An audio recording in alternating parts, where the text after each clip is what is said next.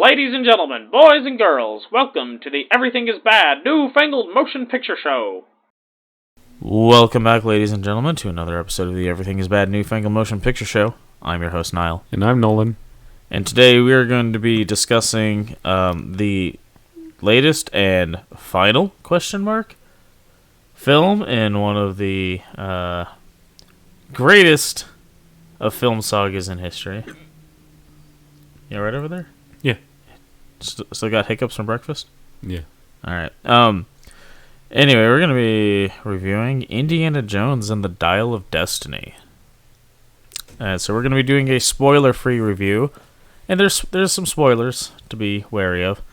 And then we'll give you a spoiler warning and we'll go more in depth into it after that. Yeah. So so I think that this is a better movie than people are making it out to be. I agree. I think so. I know there's a lot of people with a vested interest in this movie failing. The rumor is that if this movie goes down, then Kathleen Kennedy will be fired from Lucasfilm. But see, that's so weird because I had always heard that Kathleen Kennedy was only still there because she was promised that she could make this film. And then she was going to retire afterwards. Yeah, so we don't even know what's going on with her, but I understand wanting her out. And so people want this movie to fail.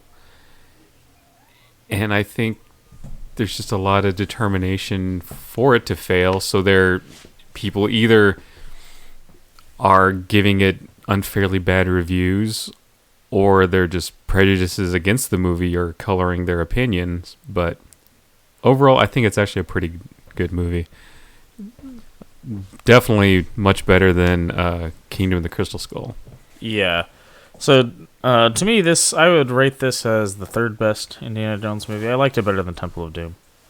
Niall has a particular distaste for Temple of Doom for whatever reason. It's not a good movie, dude. Mostly, I just hate the actress in it. Yeah, but she's like, that's enough of a problem that it really tanks that movie. Oh, and something that people are pointing out that I agree with is Phoebe Waller-Bridge's character, Helena, is pretty insufferable. But she's supposed to be, I think. Yeah, and she does kind of come around at the end of the movie.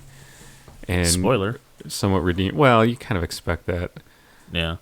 But yeah, she's pretty insufferable in the movie. But yeah, one complaint I do have. So the way they for the flashback sequences, the way they de-age Harrison Ford,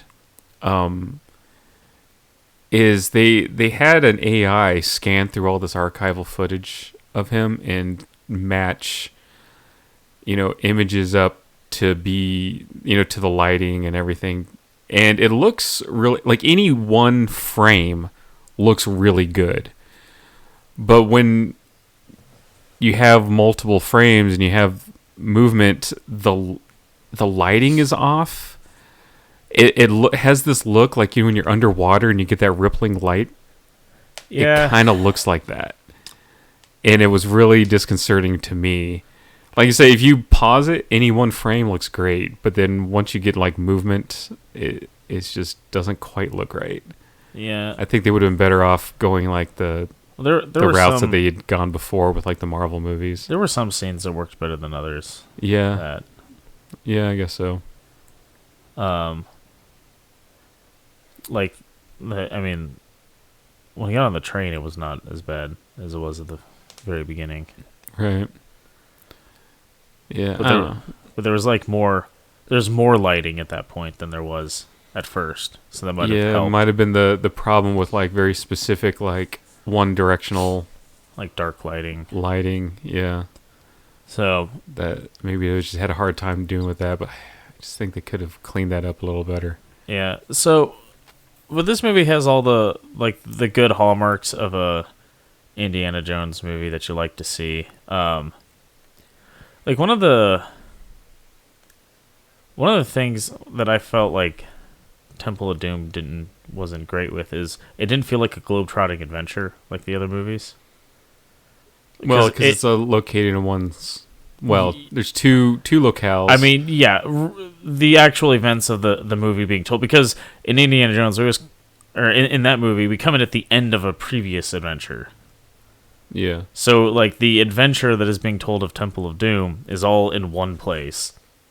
This, though, like, there's quite a bit of globetrotting. We got the... I feel like they didn't nail the, like... They didn't do a good job with the travel sequences, I think, though. How, like, in the previous movies, it has, like, the world map, and you see the red line moving and stuff. Yeah, they did that once. Yeah, and then at any other point, it was just like cut and you're there. Yeah. Or fade to black and you're there. Yeah, so I wish they would have done that more. And the time they did it didn't feel quite right. It felt like someone imitating that sequence. Well, this was the only movie not directed by Steven Spielberg. Yeah. So that probably has something to do with it, but although I think James Mangold did a decent enough job for... Yeah, I think it was, like, I liked the movie. Like, overall, it didn't feel like it didn't fit. Right. It's just, some things were not quite the same. Yeah, and so that was... I have that complaint, and then I have one other complaint about the movie that I'll get to in the spoiler section. Okay. But it was that thing that I was like, for years I've been wanting this thing. Yeah. So, yeah. It's really not that big a deal to the story. It was just this kind of thing that, like, I felt personally slighted because of what you wanted it to be. Yes. So, we'll get to that in the spoiler section, though. But yeah, I mean, there's a lot of globetrotting. There's a lot of Indy using his knowledge of history and archaeology and anthropology to, like, figure out where things are. He also just, like, knows someone everywhere they go, where they're like, oh yeah, I know a guy, and they, that always happened. Oh no, sorry, I have a second complaint too. Okay. But yeah, the overall, I think it was a pretty good movie. I'd give this movie like a 7. Yeah, out of 10. Let's see, what's it sitting at on IMDb? Like less, it's 6 point something, I think. 6.9. Okay, that's higher than it was when I looked. Yeah, I think early on it was all like just the haters, and then I think more people are going there. Like I said, I understand people's, based on rumors, wanting it to fail just to get rid of Kathleen Kennedy. That's a hit they're willing to take, but I think the movie's a lot better. Yeah. Than they're saying it is. And Mads Mikkelsen is great as the villain. Mads Mikkelsen's always great. Yeah, but like he manages to play someone who, like, comes off as, like, competent and, like, a Nazi. Yeah, but I mean, he really comes off as, like, someone who is competent and, like, really believes in his, like, what he's doing, his cause, which makes for a good villain. Right.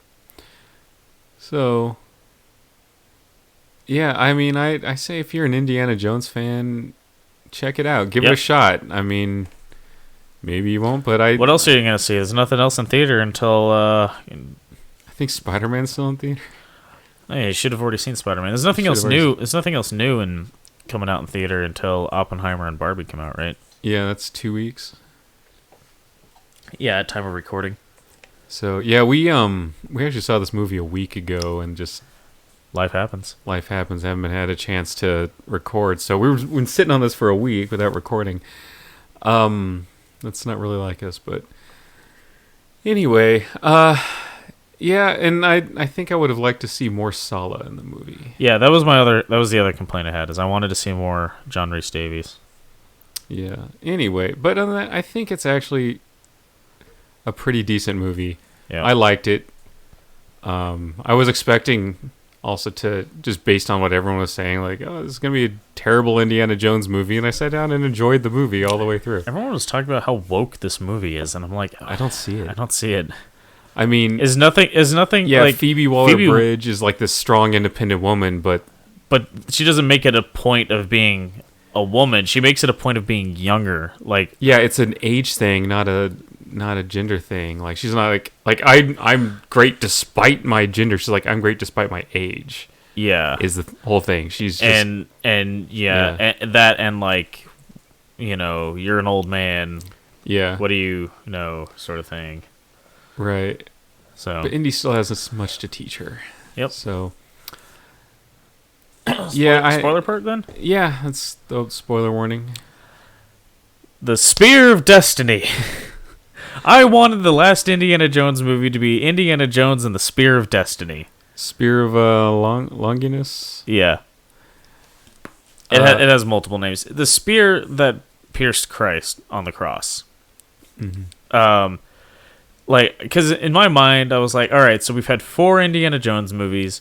2 of them he's pursuing Judeo-Christian artifacts, and 2 he's not. And the 2 where he's pursuing Judeo-Christian artifacts are just better movies. So I was like, maybe that's the key.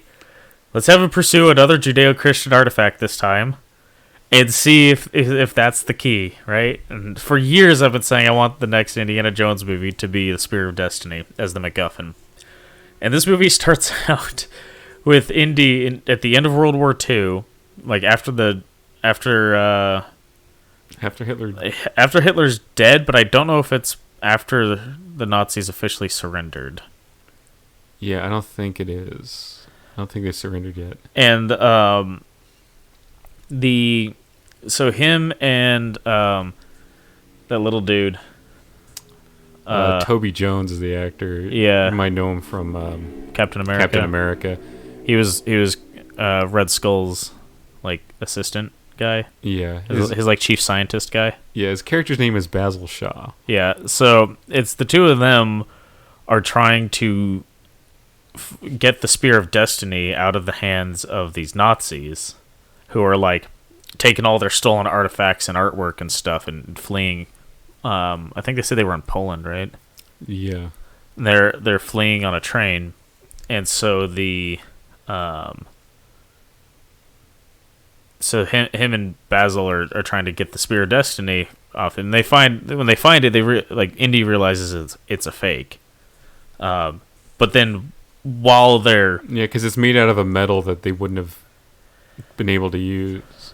Right? Yeah, well, it was like a particular alloy that's a newer blend or something like that. It's how the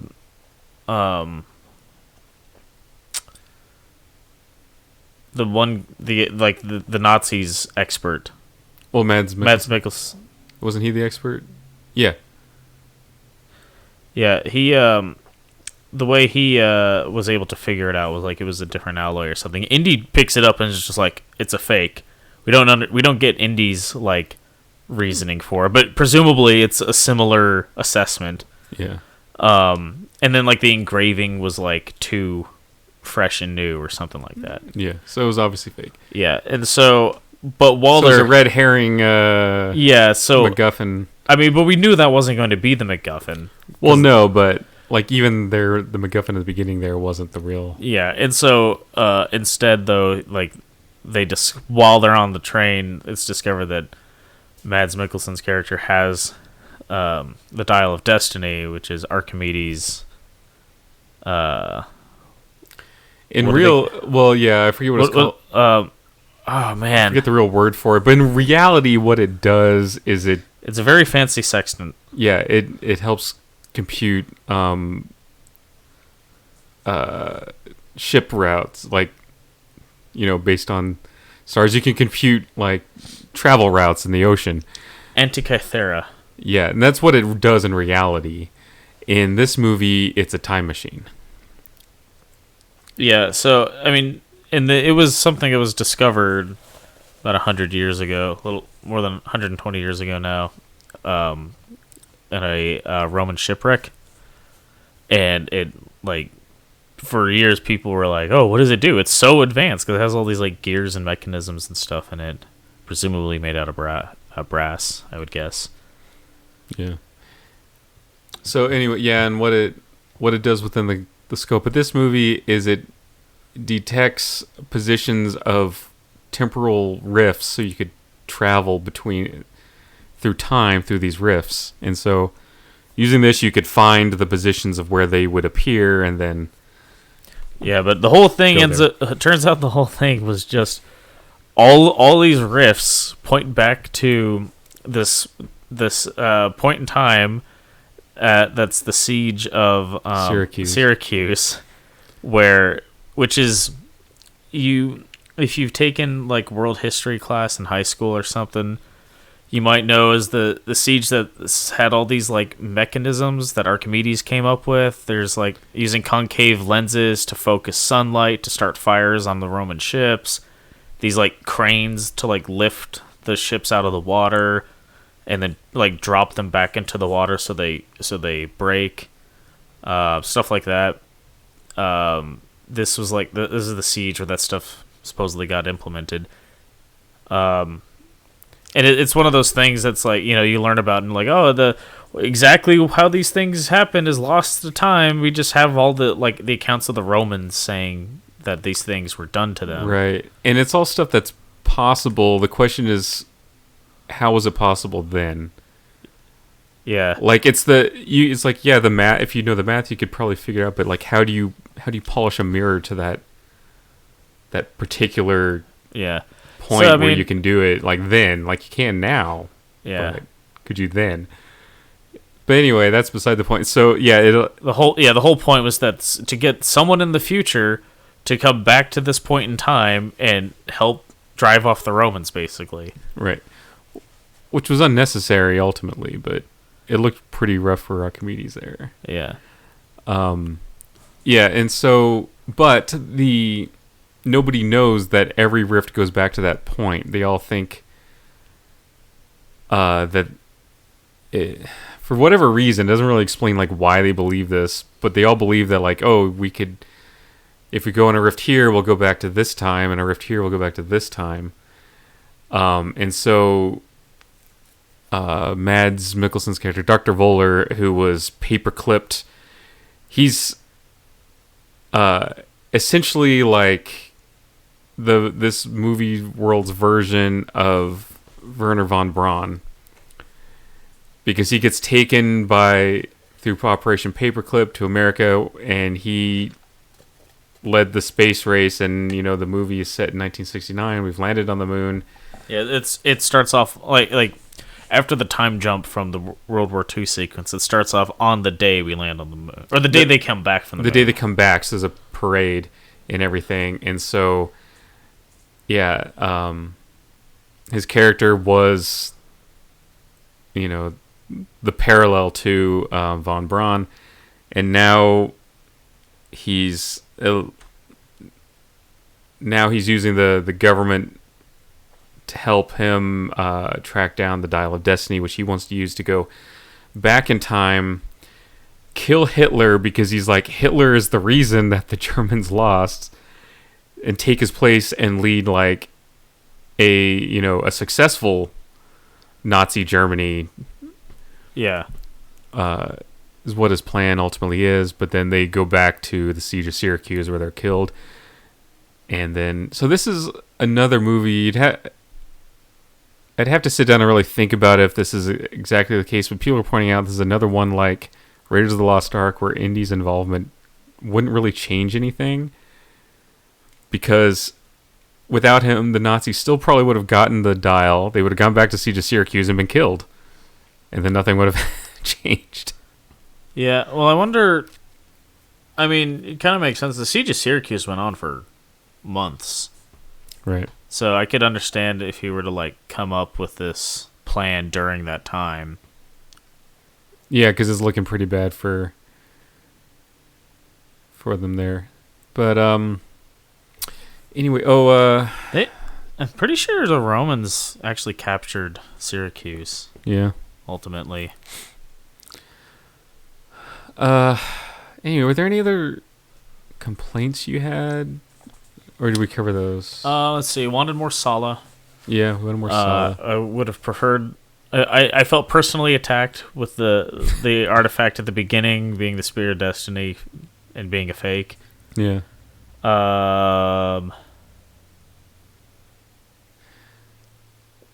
Should we talk about Shia LaBeouf's character? Oh yeah. So, Shia LaBeouf's character Died in Nam. died in Vietnam. Mutt was his name, right? So we don't get him, and nobody's complaining. But because of that, and the morning that like both he and Marion are going through, they're separated and all this, and Indy wasn't very good at consoling her. So in the end of the movie, though, they're kind of back together. Like she shows up, and he's all injured. He's got bullet wounds and from his adventure and everything. And Sala comes in with Marion and there's this like moment though that's like, if you're a fan and you're familiar with Raiders of the Lost Ark, is kind of cute, where they're kind of complaining about being old and everything hurts, and it mirrors that scene from where they're on the boat in Raiders of the Lost Ark, and he says to her, like, well, what doesn't hurt? And she points at her elbow.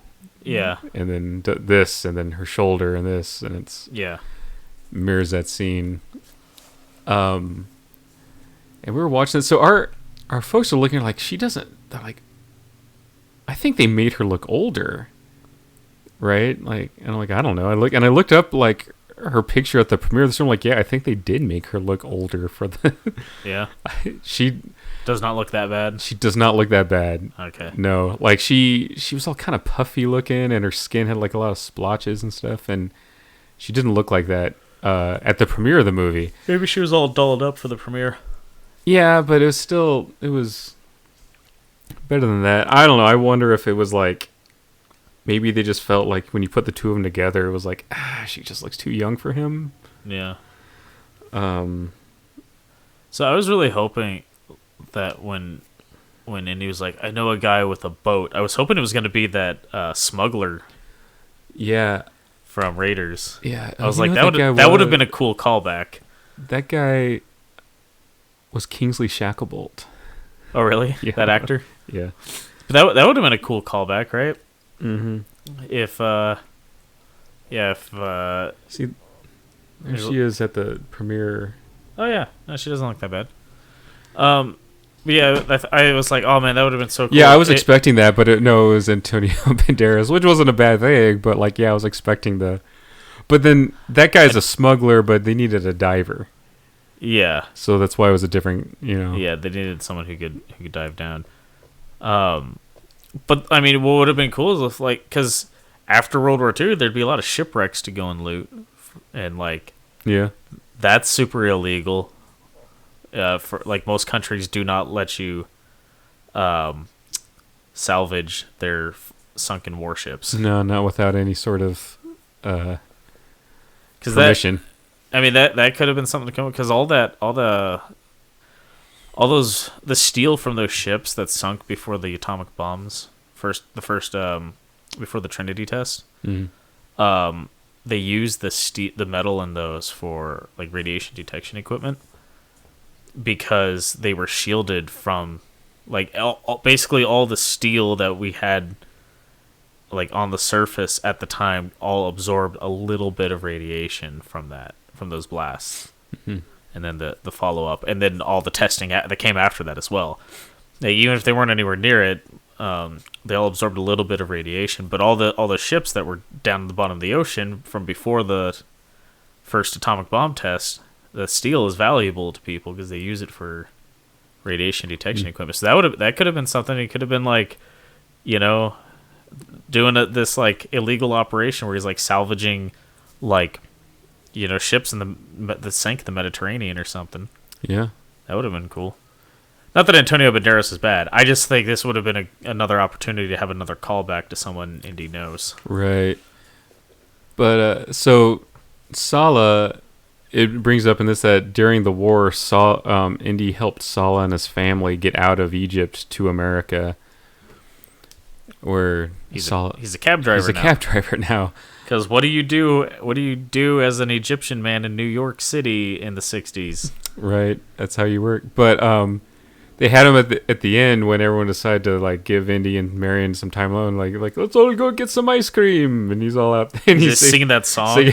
I am the captain of the sea. It's from Raiders. Well, the song's from the song is from what was that play? Is it HMS Pinafore? Yes. Yeah. HMS Pinafore. But yeah, he's that was the song he was singing in Raiders, right? Yeah. So, yeah, overall, I think they did a good job with it. There's a lot of callbacks were good, and I think it works as a final movie. Yeah, there's just kind of the send off, and a lot of the movie's kind of about Indiana Jones, Indiana Jones as an old man. Like he still got it, but it's harder for him, right? Yeah, and that's one of the things about I want to take me a little longer.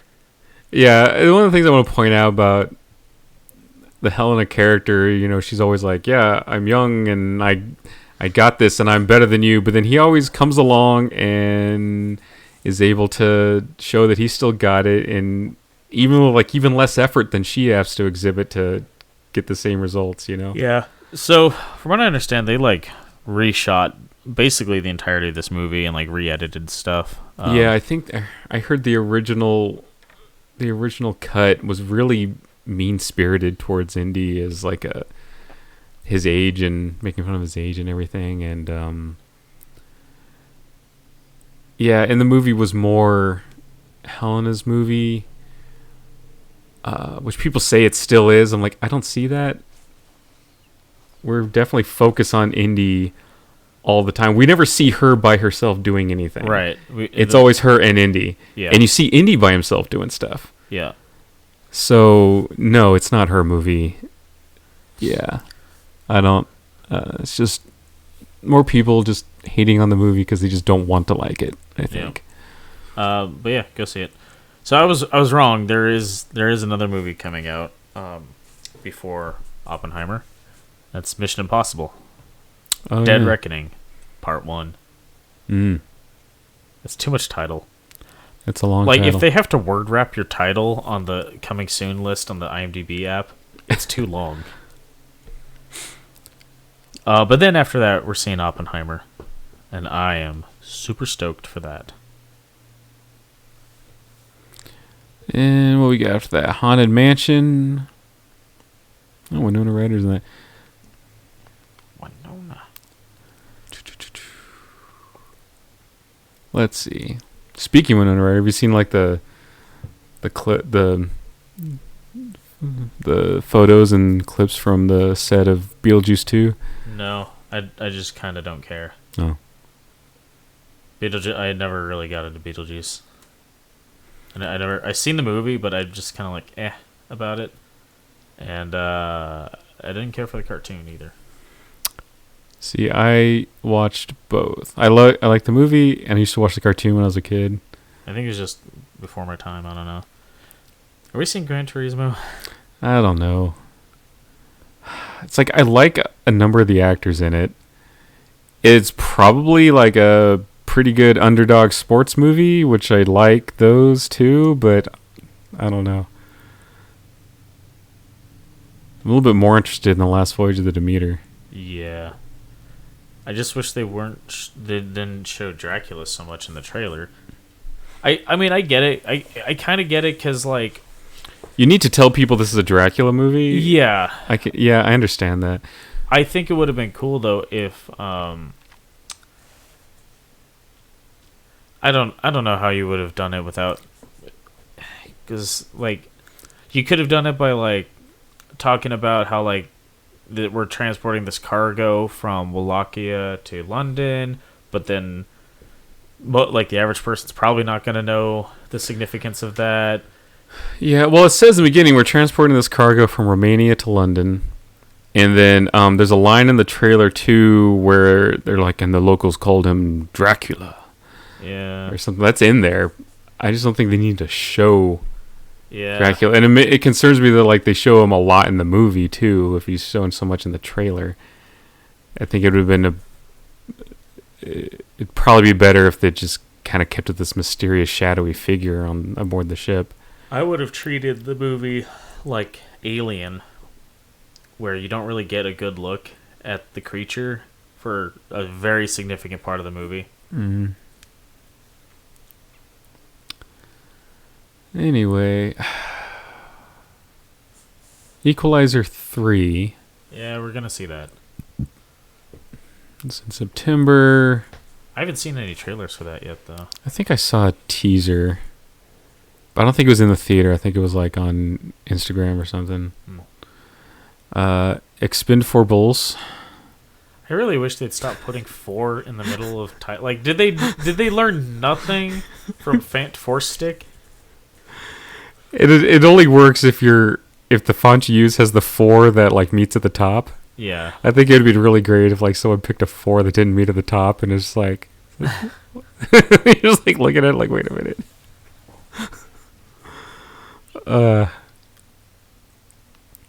Anyway, there's a lot of like just small budget movies coming out throughout the year. Quite a bit.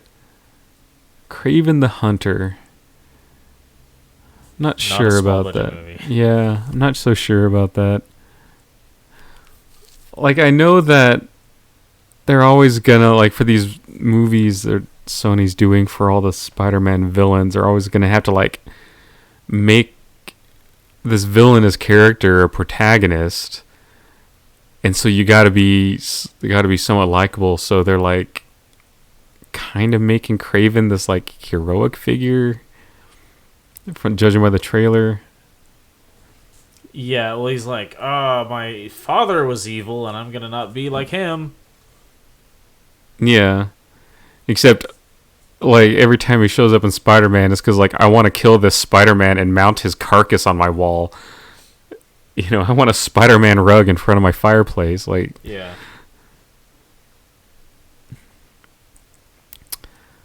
So, I don't know.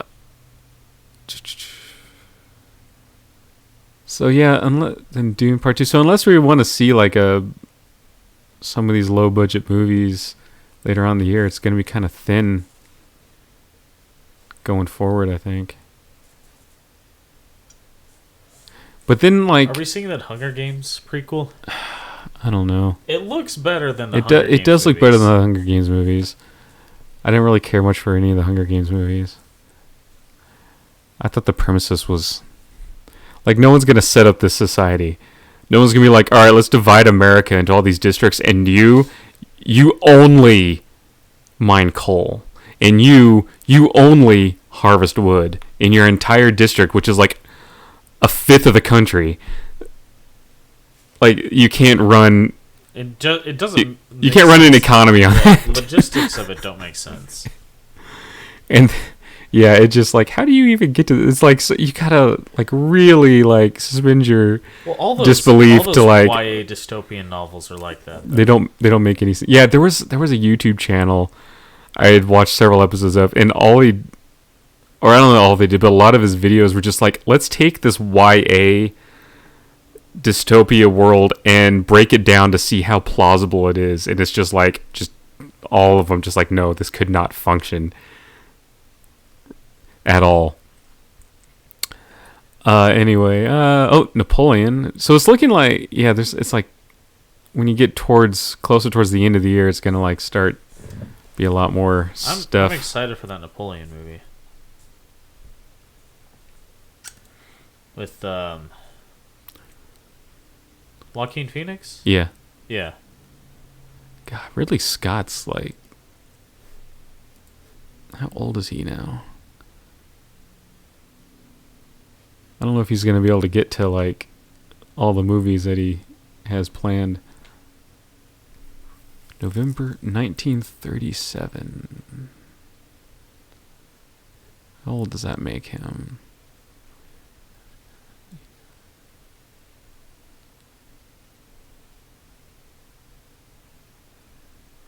He's like in his 80s, right? So make him 80... 86? Yeah, 86? Yeah, 86. Whew. Still going. Anyway, so got stuff coming out in the future. Hopefully we'll be able to be a little bit more on top of our reviews.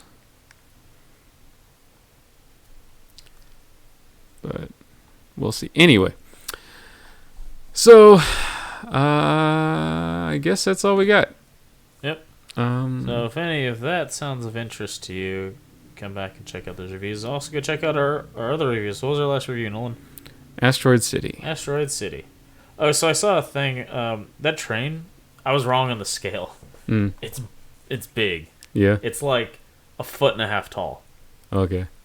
The gauge on it's probably like 14 inches. So it's like, what do they call that? Like garden scale or something? No, the garden scale is like 3 inches gauge roughly. But it wasn't like a custom scale or anything, was it? The thing I saw, there's a guy who does all the miniatures for Wes Anderson's movies. He worked on Grand Budapest Hotel and Isle of Dogs and like all of his movies since Grand Budapest Hotel, I think. And he's like the guy who does the miniatures for him. And he was saying that it's some gauge that they used for movie making. It's like out of Germany or something, I think. Mm. And it's not motorized. They had to like have someone like pulling. They had someone have like a boom coming out of the locomotive, and someone like pulling it along the track while the camera moved along and recorded it. Anyway, just something I thought I'd bring up because I saw something since our review of that because I think I called it like HO, which is way small. So anyway, yeah. So check out our other reviews. We got a bunch up, hundreds of them apparently. Yeah. And come back check out our upcoming reviews because we like seeing movies and we like talking about them. So Sure do. until next time, thanks for listening. Bye. Toodles.